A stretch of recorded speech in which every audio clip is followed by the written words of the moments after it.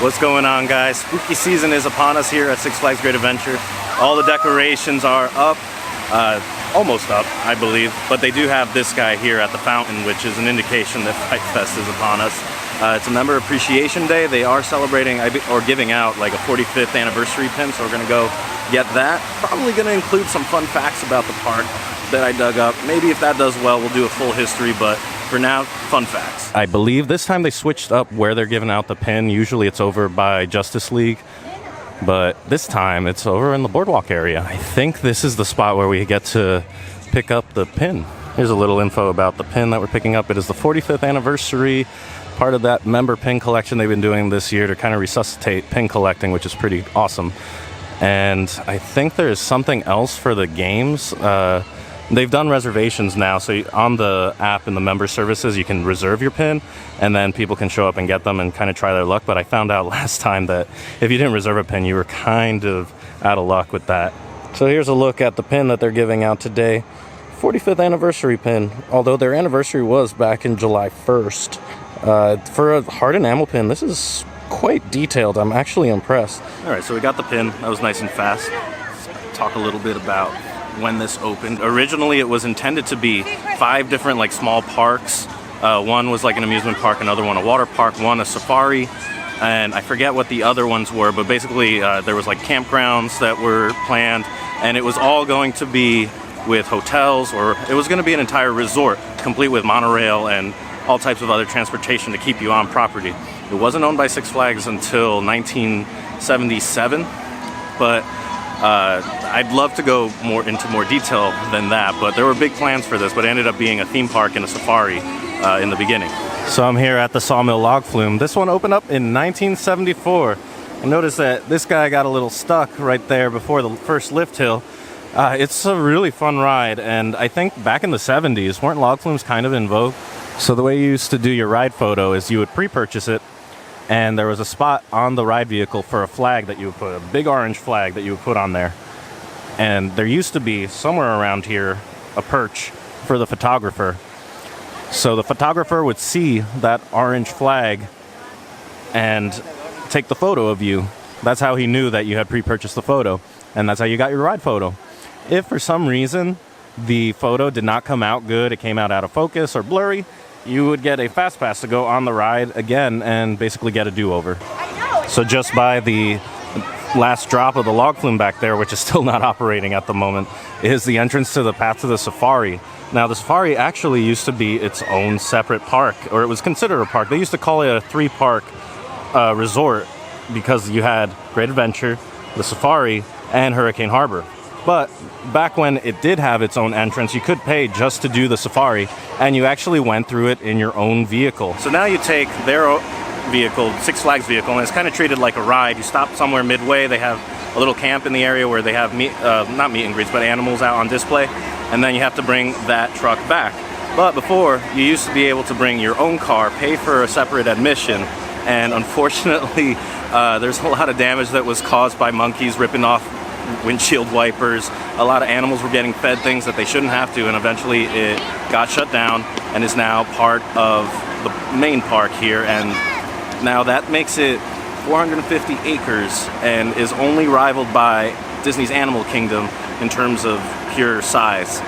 So I'm just here in front of the Northstar Arena, which I think you can kind of see the sign. It's a little fuzzy, right? But fun thing about this was way back in the day when I was growing up, in like the mid-90s, they actually used to use this a lot more than just for concerts. I've seen a number of game shows that they used to host here, including Double Dare, if you remember that from Nickelodeon. I saw that on almost a regular occasion. They would host Double Dare here. I forget the name of the host, but I got to meet him when I was a kid. I wish I had a photo or some sort of proof of that. But back in the day, this was used pretty regularly, and that kind of reminds me that there used to be a lot more entertainment back here, which when we go to the other side of the park, I'll kind of point out things that used to be there. So fun fact about the Sky Ride that's here, this is actually the same Sky Ride that was built for the 1964 World's Fair, and then it was moved over here. I don't believe any of these are the original vehicles though. Everything has probably been upgraded, but Von Roll, the Swiss company that made these, Also made the ones that were at Disneyland, Disney World, Coney Island, and the Bronx Zoo, to name a few. So lots of fun history with this one. And this is one of the few that's still running. I think there's only maybe a dozen of these Skyway type rides that are still going. So I'm right behind the Slingshot ride and looking at what was the show building for this ride called The Right Stuff. This was an airplane simulator ride in which you broke the sound barrier during the ride, or aka punched a hole in the sky. This one, I remember a really random fact is that the first airplane to break the sound barrier was Chuck Yeager in an X-1. I'm trying to see if I can find any references or sites of this. It clearly looks like it was an airplane hangar designed to look like one, but I don't see any signage or any hints of what might have been in here. It's such a shame though, because when they closed this, they did nothing with it. It is still, I don't know what it is right now, but they added this 3-point challenge here and then some go-karts, and really nothing else was done with this space. Walking over to the catering pavilion here, it looks like they have another membership little party thing going on. Supposedly there's free food, so I'm gonna go check that out. Looks like there's a bit of a line to go get I think they're Jamaican beef patties that they got over here, but there's a bit of a line for it. So as part of the membership appreciation day, they were giving out some of these meat pies. This is a beef meat pie. Haven't dug into it yet, but I did want to point out that they also have Tweety off in the distance there. Of course he's blocked right now, but he is back there. So they have a quieter meet and greet where you interact with the character for a little bit longer than usual. So I backtracked a little bit from getting that beef patty, which was decent, let me tell you. It was actually pretty good. I don't know where they serve those regularly, or if that was a type of preview, because sometimes they try to preview foods that might be available in the park regularly during those member appreciation events. However, now I backtracked over to the lakefront here. So the Joker 4D ride is over this way, and then the lakefront is here. And this actually used to be, I don't know if I'm accurate here, but I believe there used to be a stunt show here, a Lethal Weapon stunt show back in the day. They used to use this space, and then as we're going to move forward here, this whole space with the Harley Quinn train and the Joker, there used to be a whole diving show, if you can believe it. There used to be a diving show in this area. So a lot of cool things that used to be here. I think I mentioned before, they cut out a bunch of entertainment because of budget cuts, and I believe during the recession they actually went through a period of bankruptcy. So let's go see if there's any hint of that still left. So I came over behind where the Joker ride is, and there really isn't any hint of anything existing back here.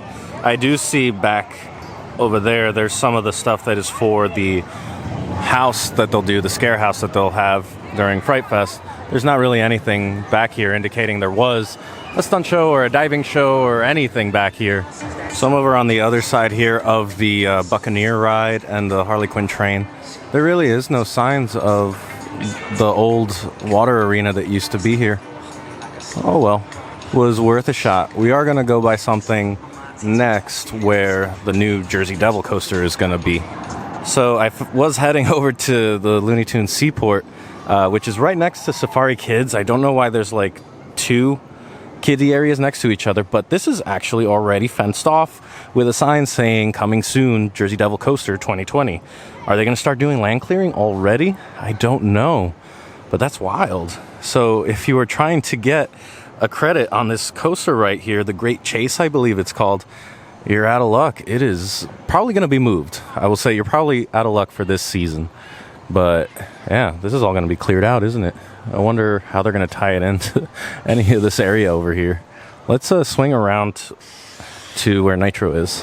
So I walked around the other side where Nitro is, right here. This would have been the other entrance to Looney Tunes Seaport, and sure enough, there's that poster again, Jersey Devil Coaster, coming soon.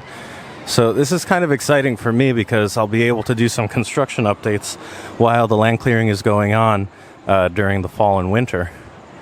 But yeah, I'm excited for this. If you guys haven't heard about it, it is a RMC Raptor custom built from the ground up, and this is the first custom coaster that Great Adventure has gotten since, I want to say 2006 with El Toro. I think that's going to do it for me today, guys. I hope you enjoyed all the fun facts. I'm going to leave you with one more. This big wheel behind me, when it opened, was the tallest Ferris wheel in the world. So I hope you enjoyed following along. Thank you guys so much for watching. I'll see you next time. and I hope you go make your own adventure. What are you guys gonna be for Halloween? I think, Daffy, you're gonna be Duck Dodgers, right? Yes? And I was trying to think of you for Wiley. Because you always invent a lot of stuff, you should probably be Batman, right? Because you're like an inventor, and you're super suave. Oh, the Flash? You want to be Flash? No? Roadrunner? Oh, you're going to be Roadrunner. Oh, I see. And then you're going to sneak up on Roadrunner and get Roadrunner. Got you. and eat Roadrunner. I don't know if we're allowed to say that.